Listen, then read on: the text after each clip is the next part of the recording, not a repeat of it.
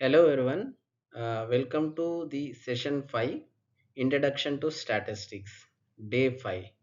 So we are discussing how to visualize the data with the charts and graphs. That is the second step of statistics, representation of data. Like in session 4 we started, we wanted to first discuss about the qualitative data. So in session 4 we studied about how to represent the qualitative data in the form of pie charts, right? So in this session 5 we will be discussing about the another way to represent qualitative data, that is called bar charts, bar graphs. Okay. Yeah, so this is about me. So you can connect me on LinkedIn. So this is my LinkedIn profile ID. So we have seen, right? So these are all the ways we can represent the data. So primarily as of now we were focusing on this part, right? Qualitative data. So in this we are done with the pie charts. So here we are moving to bar graphs. Clear? See now, see, when you are moving from one method to another method, so obviously there are certain limitations are there in the previous method. So to improvise further, to overcome those limitations, we would be choosing another method, right? See, similarly here also, we cannot represent every qualitative data in terms of pie charts. Like if you see, primarily what are the pie charts? Pie charts are nothing but which are represented in the circular form. Now you see, circular form is divided into different slices. For example, if I this is a total divided into 360 degrees. Now tell me, if I write like this, unless if I'm giving the color of the each slice. Now, can you identify the difference? Okay, how much area is this and how much area is this? Could you identify? Could you able to identify? No, right? Why? Because by looking at the figure, we can understand that okay, this and this almost having the same area, so it is very difficult for us to identify that okay, these two are of what is the area of this portion and what is the area of this portion, right?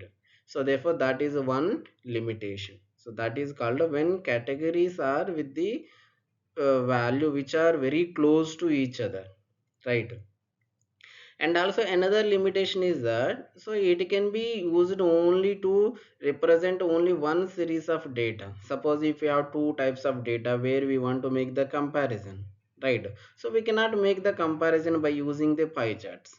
So therefore, so in those cases where you cannot identify values which are very close, right? And when you want to make the comparison between the two kinds of data, right, two series of data or more than two series of data, so pie charts are not a suitable way of representation. So therefore, so we have bar graphs. So bar graphs are nothing but so they are represented in the form of bars. So the those bars are said to be rectangular bars. Okay, so again, so these bar graphs we use to represent categorical data. And so while representing these bar graphs, what we do, we write categories on one axis, and the magnitude of those categories are the numerical data which is representing that particular category is on the other axis, right? So here you can, as I said, so the length of the bar, because as I said these are all the rectangular bars, so they are having the how much length it should be, so that is depends on the magnitude of that particular measure, particular category, right? So these bar graphs can either horizontal or vertical, right? So generally, so these horizontal bar graphs are said to be bar graphs generally, and these vertical graphs are said to be column graphs or column charts. Okay, for example, you can see, so this is a horizontal, this is horizontal. And if you see, so these are all the bars, rectangular bars. You can see, so this is the length from here to here, this is the length of mango here, if you can see. So this is a blueberry, so this is a length. Now from this here you can say that, so here suppose if I want to know the number of people who likes the which fruit is the most liked by the people, you can easily identify, you can see, right? So this one by looking at the length of the bar, right? So therefore most of the people liked blueberry. Clear? So that it is very easy to identify, right? And as I said, so these bar graphs can be vertical also, so therefore this is a vertical. As I said, you can see these are all the categories. So these categories are represented along with one axis, and each category the magnitude represented along with another axis. So that could be your x axis or y axis, it depends on you. So it is okay, either you represent the data in the horizontal or vertical, so we both are same only. And also we have another type of data, like when you have the comparison, right? Suppose I have different classes and I have different number of girls in the like number of girls in the class, right? So here, and the number of students you can see, right? Suppose in class 5, so this represents girls and this represents boys. You can say that okay, in class 5 there are more girls are there compared to boys. So when you have like more than one series of data, more than one kind of data, so then we can use these kind of graphs. So these are all also said to be double graphs, double bar graphs, double bar graphs. Clear? So here this is actually the number of students. Okay, number of students. Clear? So this the double bar graphs we use for to compare the two types of data actually in the same frame. And we have another also, these kind of bar graphs are said to be slacked bar graphs. Slacked bar graphs means here, suppose here I have different kind of things are there, like utilities, rent, food, gasoline. Suppose in January I want to know like where that particular family or where a particular person is spending more, like so are they spending on rent more, are they are spending on more utilities, they are spending on food. So when you want to compare more than two or more than like, so generally when you have two kinds of data we use these double bar graphs. When you have single data, so we use these vertical or horizontal. But when you have more than two and you want to make the comparison, so then we use these kind of bar graphs. Clear?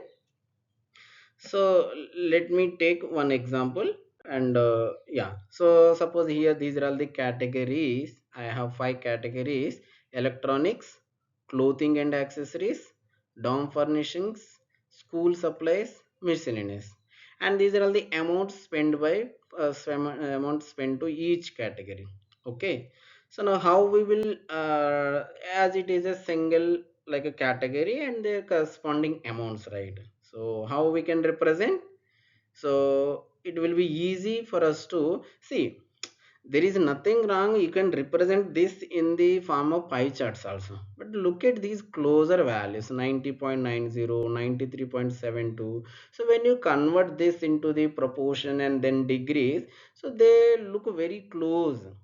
And the slices are also very close to each other in terms of area, so it is very difficult for us to identify. So our visualization should be very simple and clear, right? So therefore when you represent in the form of bar graphs, it will be easy for us to identify. Okay, so the more amount spent is for electronics, right? Because this length is nothing but the it shows this length is nothing but the amount spent for each category. So therefore by looking at the lens we can easily find out which category is requiring more amount, right? So this could also be represented like as I said vertically. Clear? So both are same only. So either you represent the category along with y axis like this, or along with the x-axis, there is no issue. So both are same only. Clear? And so this is the way we can represent the data in the form of bar graphs. Clear? So yeah, so this is the session all about the bar graphs. Okay, thank you so much. Like it, like my videos, and please try subscribe and comment and also share. Thank you so much.